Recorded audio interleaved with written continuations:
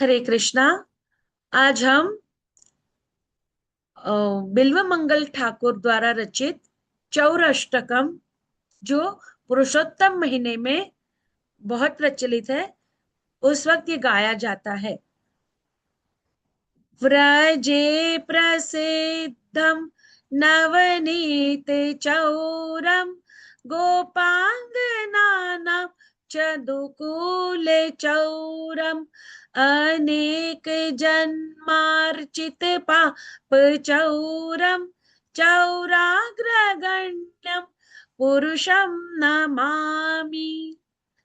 श्रीराधिकाया हृदयस्य चौरं नवाम्बुद श्यामलकान्ति चौरं पदाश्रितानां च समस्त चौरं चौराग्रगण्यं पुरुषं नमामि।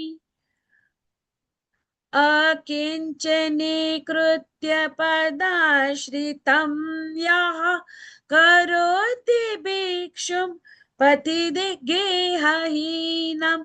केनाप्यहो भीषणं च व्रयेदृक् दृष्टा श्रुतो वा न जगत्त्रयेऽपि।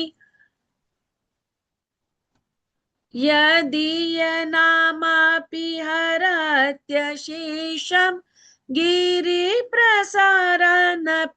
पापराशिन् आश्चर्यरूपो ननु चौर ईदृग् दृष्टा श्रुतो वा न मया कदापि। धनं च मानं च तथेन्द्रियाणि प्राणाश्च हृत्वा मम सर्वमेव पलायसे कुत्र धृतोऽद्य चौर त्वं भक्तिदाम्ना सीमया निरुद्धाः। छिनत्सि घोरं यमपाशबन्धं बीनत्सि भीमं भवपाशबन्धं छिनत्सि सर्वस्य समस्तबन्धं नैवात्मनो भक्तकृतं तु बन्धम्। मनमानसे तामसराशिघोरे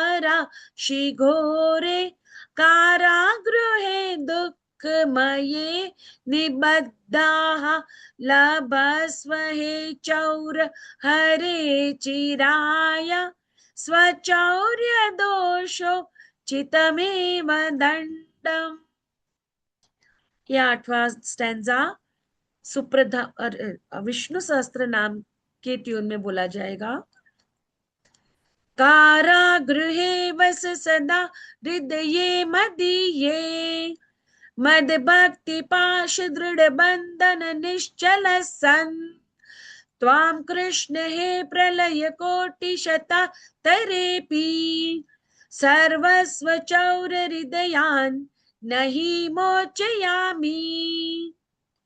हरे कृष्णा कृष्ण कृष्ण हरे हरे हरे रामा राम राम हरे हरे।